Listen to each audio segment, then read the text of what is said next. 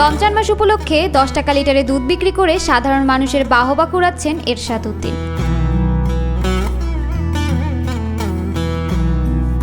বাজারে গেছি 100 টাকা কেজি, আর দুধ আনতাম না, 82 বাজে হইছে না, দুধ দিতেছে 30 সুজা বড়াই, 10 টাকা কেজি দুধ আমরা রোজা রাখতেছি।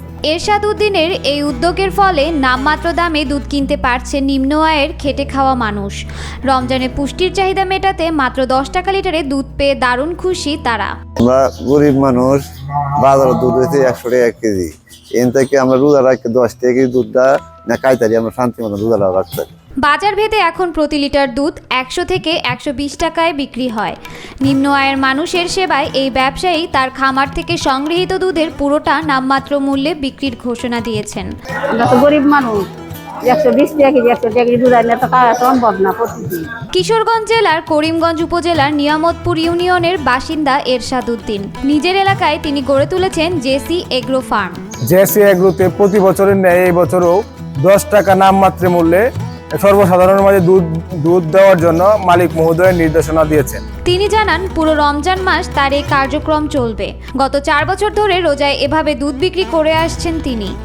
যে কেউ তার খামার থেকে মাত্র 10 টাকা লিটার দরে সর্বোচ্চ 1 লিটার দুধ কিনতে পারবেন। বাজারে যে দুধের দাম কিনে খাইতে পারি না গরিব মানুষ, এখানে 10 টাকা কেজি রোজাটা রাখতে পারি। তার খামারে গিয়ে দেখা যায় বিভিন্ন এলাকার শতাধিক হতদরিদ্র নারী পুরুষ লাইন ধরে দাঁড়িয়ে আছেন নামমাত্র মূল্যে দুধ কেনার জন্য।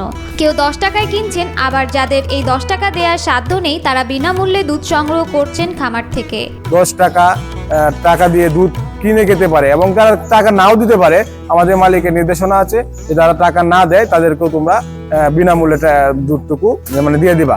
জেসি এগ্রো ফার্মের ম্যানেজার বলেন তাদের খামারে 300টির মতো গরু রয়েছে। প্রতিদিন 70 থেকে 80 লিটার দুধ পাওয়া যায়। এর সাথে নির্দেশে প্রতিদিনের সংগৃহীত দুধের পুরোটাই সাধারণ মানুষের মধ্যে 10 টাকা দামে বিতরণ করে দেন খামারের কর্মচারীরা।